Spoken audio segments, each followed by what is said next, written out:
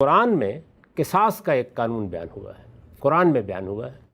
اس میں یہ بتایا گیا ہے کہ اگر کوئی شخص کسی کو قتل کر دیتا ہے تو اس کے اس جرم کی پاداش میں اسے بھی قتل کر دیا جائے گا۔ ٹھیک۔ اور یہ اللہ تعالیٰ نے مسلمانوں پر یا مسلمانوں کی جماعت پر یا ان کے نظم اجتماعی پر فرض کر دیا ہے۔ کتب علیکم القصاص، ٹھیک، یعنی تمہیں ہر حال میں اس مجرم کو کیفر کردار تک پہنچانا ہے۔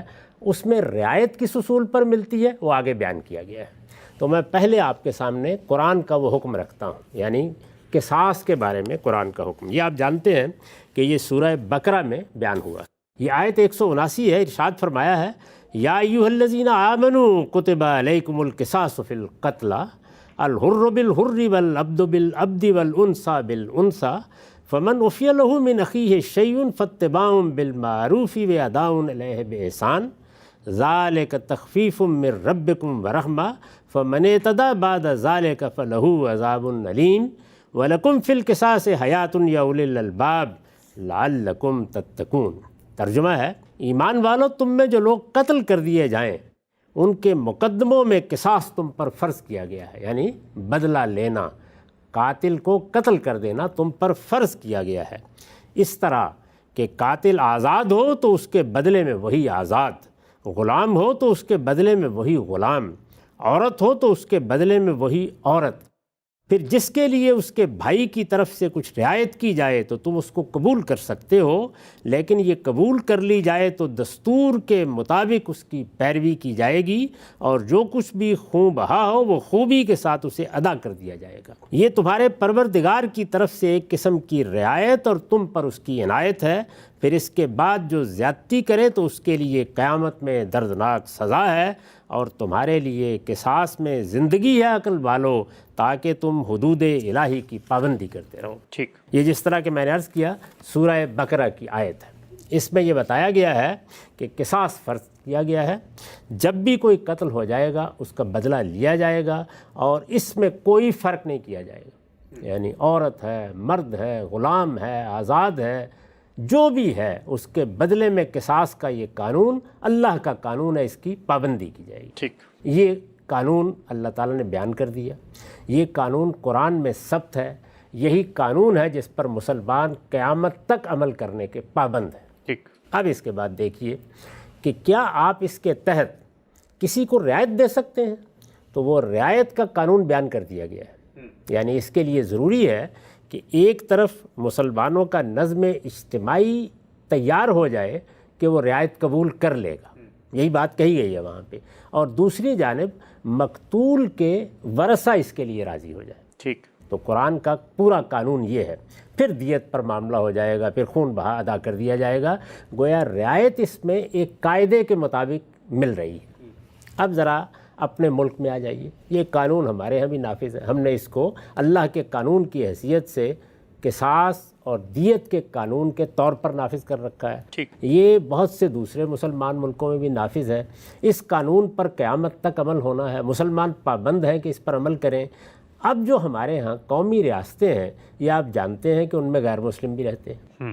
تو اب اگر کسی غیر مسلم کو کسی مسلمان نے قتل کر دیا تو آپ کے خیال میں قرآن کا یہ حکم کیا کہتا ہے؟ یعنی ایک یہ ہے کہ مسلمان نے مسلمان کو قتل کیا، ایک یہ ہے کہ کسی غیر مسلم نے مسلمان کو قتل کر دیا، تو قصاص ہی ہوگا نا ہر حال بالکل میں۔ ایسے ہی۔ قرآن مجید نے یہاں کوئی مسلمان غیر مسلمان کا ذکر تو نہیں کیا، یہ بتا دیا ہے کہ یہ سب مقتولوں کے بارے میں اللہ کا قانون ہے۔ ٹھیک۔ اس قانون پر پابندی کے ساتھ عمل کرنا ہے۔ یہ بات واضح ہو گئی۔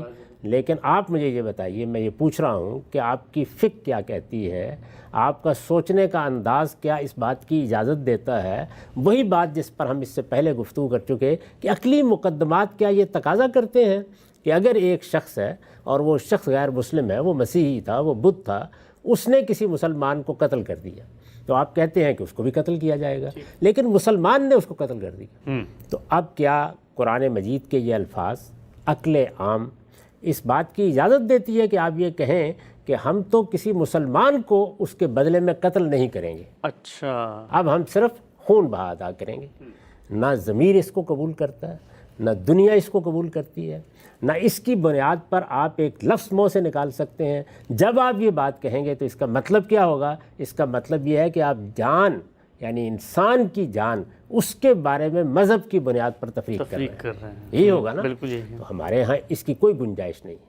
قیامت تک کے لیے اللہ کا قانون یہی ہے، اسی قانون کے مطابق ہمیں ہر حال میں عمل کرنا ہے اور ہماری عدالتوں کو فیصلے دینے ہیں۔ اس میں کوئی دلچسپی نہیں لینی چاہیے کہ کوئی غریب تھا، کوئی امیر تھا، قاتل کون تھا، اس کی حیثیت کیا تھی، وہ وزیر اعظم تھا، وہ ملک کا سربراہ تھا، جو بھی ہے اللہ کی عدالت میں وہ سب کے سب کٹہرے میں کھڑے ہوں گے۔ اور اگر انہوں نے قتل کا ارتکاب کیا ہے اور کسی غیر مسلم کے قتل کا ارتکاب بھی کیا ہے تو وہاں نہ مذہب زیر بحث آئے گا، نہ حیثیت زیر بحث آئے گی۔ اللہ تعالیٰ نے بتایا ہے کہ ہر حال میں اس کو کیفر کردار تک پہنچنا۔ یہ قرآن کا حکم، یہ قرآن کا حکم ہے۔ ٹھیک ہو گیا۔ اچھا، اب ذرا یہاں دنیا سے اٹھیے اور اٹھ کر اس زمانے میں چلے جائیے، اور اس زمانے میں جا کر دیکھیے کہ ہم نے بڑی تفصیل کے ساتھ یہ دیکھا کہ ایک وقت ایسا آ گیا کہ جس پر اللہ تعالیٰ نے یہ بتا دیا، اعلان کر دیا اس بات کا کہ اب اللہ نے فیصلہ کر لیا ہے کہ ان لوگوں کے لیے سزا ہوگی۔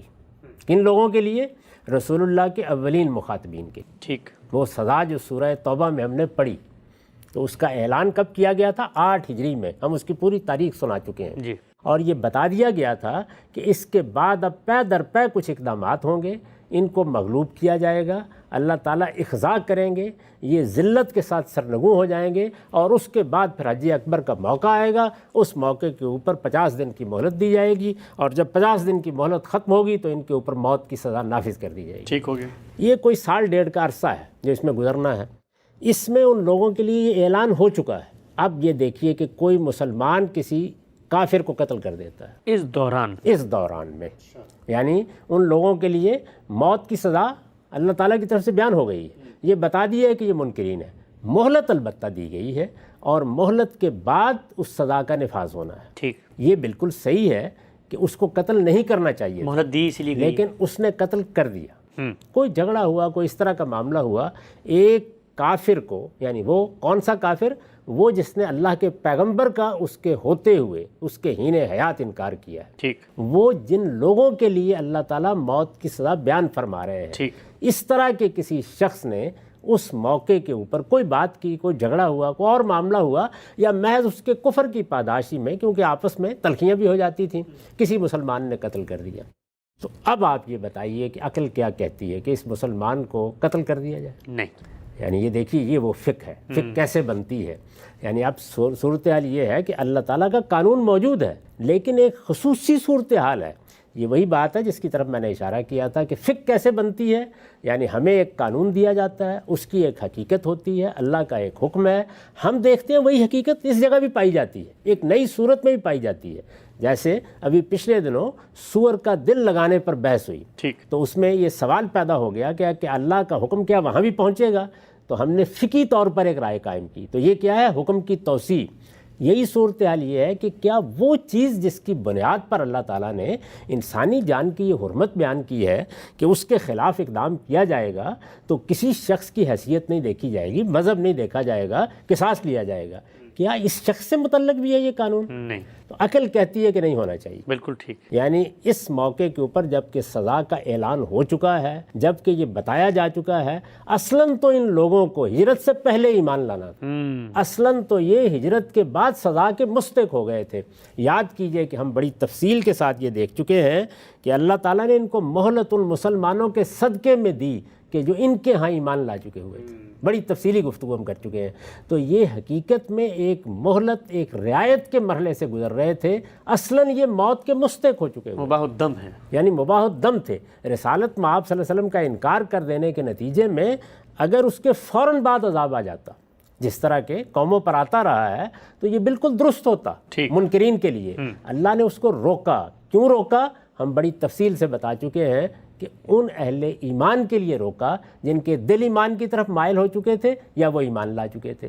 تو یہ حقیقت میں اس وقت بھی اللہ تعالیٰ کی طرف سے ایک رخصت پر تھے، اس سے زیادہ کوئی حیثیت نہیں۔ ٹھیک ہو گیا۔ اس میں عقل کہتی ہے کہ اس مسلمان سے قصاص نہ لیا جائے، بلکہ یہی کافی ہے کہ دیت ادا کر دی جائے۔ یعنی دیت تو ادا کرنی چاہیے، دینا چاہیے، کیونکہ اس نے اس وقت سے پہلے یہ اقدام کر دیا ہے جس وقت اللہ نے اقدام کرنے کے لیے کہا ہے. ٹھیک. اللہ تعالیٰ کا اقدام اس وقت ہونا ہے، اور چونکہ اس میں اس کی گنجائش موجود ہے کہ اگر یہ ایمان لے آئیں گے تو پھر ان کے خلاف اقدام نہیں ہوگا، لہذا خون بہا ادا کرنا چاہیے. یہ بات سمجھ میں آتی ہے؟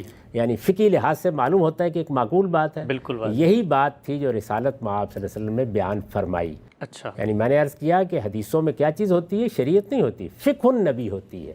اسی طرح کے سوالات ہیں جو پیدا ہو جاتے ہیں، یا توسیع کے بارے میں پیدا ہو جاتے ہیں یا استثناء کے بارے میں پیدا ہو جاتے ہیں، تو پھر رسالت مآب صلی اللہ علیہ وسلم اس کے بارے میں کوئی بات فرماتے ہیں.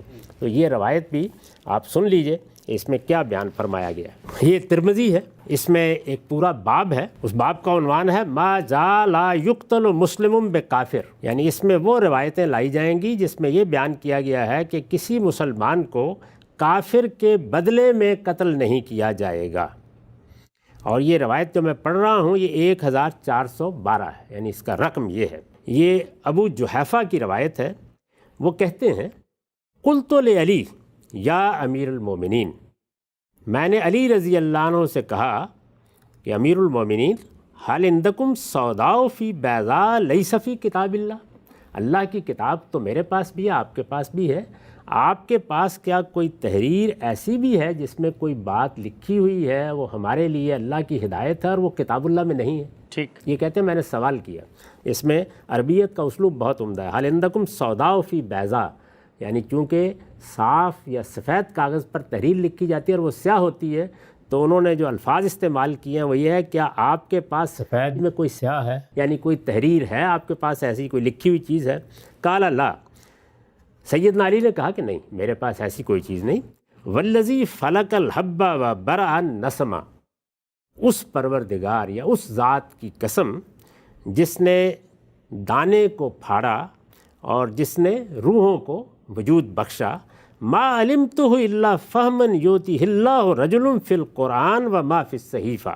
میرے پاس جو کچھ ہے جو میں جانتا ہوں وہ فہم ہے، اللہ کسی کو بھی دے دے. یعنی کتاب تو اللہ کی ہے، وہ ہر ایک کے پاس موجود ہے، لیکن اللہ تعالیٰ فہم عطا کرتا ہے اور وہ کسی کو بھی عطا کر سکتا ہے قرآن کے بارے میں. اور یہ اس صحیفے میں کچھ باتیں لکھی ہوئی ہیں، یعنی ایک صحیفہ آپ کے پاس تھا جس کی طرف اشارہ کیا.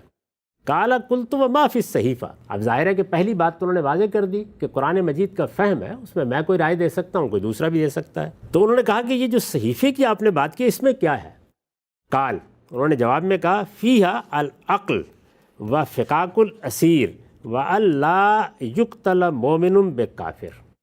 انہوں نے کہا کہ نہیں، اس میں بھی کوئی ایسی غیر معمولی بات نہیں ہے، اس میں کچھ تو دیت کے احکام لکھے ہوئے ہیں، یہ خون بہا کے احکام لکھے ہوئے ہیں، اور کچھ قیدیوں کو رہا کرنے کے بارے میں ہدایات ہیں، اور ایک یہ ہدایت لکھی ہوئی ہے کہ کسی مسلمان کو کافر کے بدلے میں قتل نہیں کیا جائے گا. اچھا. یہ اصل میں وہ روایت ہے. ٹھیک. اس روایت میں جو بات بیان ہوئی ہے اس کو اگر آپ متعلق کر دیں ان لوگوں کے ساتھ جن کا میں نے ابھی ذکر کیا، جو رسالت مآب صلی اللہ علیہ وسلم کے اولین مخاطبین ہیں، جن کے لیے موت کی سزا تھی، جن کا فیصلہ اصل میں ہجرت کے بعد ہو گیا تھا، جن کو مہلت دی گئی تھی اور یہ رخصت ہے جس کے تحت وہ زندگی بسر کر رہے تھے، اس میں یہ معاملہ پیش آ جائے تو کیا کرنا ہے؟ رسول اللہ صلی اللہ علیہ وسلم نے فقہی یا اجتہادی رائے یہ دی، اور اللہ کی تصویب پیغمبر کی آراء کو حاصل ہوتی ہے کہ اس کو قتل نہیں کیا جائے. ٹھیک. یعنی کس کو؟ مسلمان کو. ٹھیک. اگر مسلمان نے قتل کر دیا ہے تو قصاص میں ہم اس کو قتل نہیں کریں گے، اس کی جگہ دیت پر معاملہ ہو جائے. یہ بات کہی گئی ہے. تو یہ وہ چیز ہے کہ جس کا اثر ہم نے دیکھ لیا. یعنی قرآن مجید نے کیا ہدایت کی تھی، اللہ تعالیٰ نے قصاص کے بارے میں کیا قانون دیا تھا. اللہ کا قانون ہی برتری کے مقام پر رہے گا. اس کے بارے میں اگر کوئی عقلی چیز پیش کی جا سکتی ہے تو پہلے اس کو متعین کیا جائے گا، اس کی بنیاد کے اوپر یا توسیع کا عقل فیصلہ کرے گی یا استثناء کا فیصلہ کرے گی. اس کے بعد ہم دیکھیں گے کہ اگر روایت میں بھی بات اس کے مطابق ہے تو اب یہ قرآن کے خلاف نہیں رہی. یعنی عقل کہتی ہے کہ اس کو اب استثناء ملنا چاہیے تو استثناء کا فیصلہ کر دیں گے. یہ فیصلے ہم آج بھی کرتے ہیں اور دسیوں معاملات میں کرتے ہیں. تو بالکل وہی اصول ہے جس کو یہاں بھی ملحوظ رکھا گیا ہے. یہ بات واضح ہو گئی جی. اب دیکھیے کہ اس میں بھی بالکل وہی غلطی ہوئی ہے. یعنی جب روایت میں یہ بات پڑی کہ من بدل دینہ فاقتلوہ، اگر کوئی اپنا دین تبدیل کرے تو اس کو قتل کر دو، اور یہ دیکھنے کی زحمت نہیں کی کہ اس کا تعلق قرآن کے کسی حکم سے ہے. ٹھیک، قرآن میں کیا اس کی کوئی بنیاد ہے؟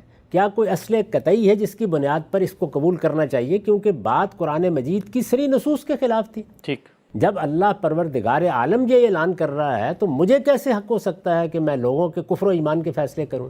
تو یہ دیکھنا چاہیے تھا کہ یہ وہ فیصلہ ہے جو خود اللہ کر چکا ہے، درست، جو فیصلہ تاریخ میں آخری مرتبہ ہو چکا ہے، یہ اسی فیصلے کی فرع ہے جو بیان ہو رہی تھی۔ تو ارتداد کے معاملے میں جو رائے قائم کی گئی ہے اور جس سے ہم اختلاف کرتے ہیں اور کہتے ہیں کہ ارتداد یا اپوسٹسی کے لیے اب کوئی سزا نہیں ہے، تو وہ اصل میں اسی بحث پر مبنی ہے۔ اور یہاں پر بھی آپ نے کیا دیکھا کہ قرآن مجید میں جو اتمام حجت کا قانون ہے، اس کی روشنی میں جب اس کو سمجھا گیا تو بات بالکل واضح ہو گئی۔ ٹھیک، اس دوسرے معاملے میں بھی بالکل یہی صورتحال ہے کہ عام طور پر یہ خیال کر لیا گیا، اور بہت سے ہمارے فقہا اس کو مانتے ہیں، بلکہ یہ روایت میں نے ترمذی سے آپ کے سامنے رکھی ہے، اس میں انہوں نے ان سب لوگوں کے نام بھی بیان کر دیے ہیں جو یہ رائے رکھتے ہیں یا جن کا یہ نقطہ نظر رہا ہے۔ یہ دیکھیے ان کے نام انہوں نے بیان کیے ہیں۔ وہ یہ کہتے ہیں کہ یہ جو سیدنا علی کی روایت ہے یہ حدیث حسن صحیح والعمل علی ھذا عند بعض اہل العلم، اور بعض اہل علم جو ہیں وہ اسی کے قائل ہیں کہ اس پر عمل کیا جائے گا۔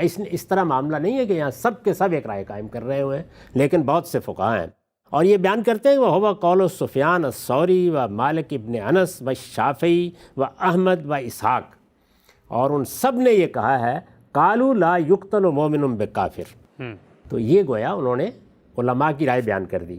اسی طریقے سے وقال بعض اہل العلم یقتل المسلم بالمعاہد، بعض اہل علم نے البتہ اس پر شرط لگا دی ہے کہ معاہد کے ساتھ یہ معاملہ نہیں کیا جائے گا، لیکن یہ بہت بڑے بڑے فقہا ہیں جن کے نام میں نے آپ کے سامنے رکھ دیے ہیں، یہ اس بات کے قائل ہیں کہ اب بھی یعنی قیامت تک ہم نہیں قتل کریں گے کسی مسلمان کو اگر وہ کسی غیر مسلم کو قتل کر دیتا ہے۔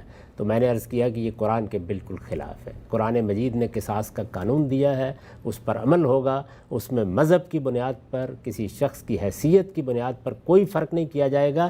یہ جو فرق روایت میں کیا گیا ہے اس کی تعمیم میں غلطی ہو رہی ہے، یہ ایک خصوصی حکم ہے اور انہی لوگوں کے بارے میں۔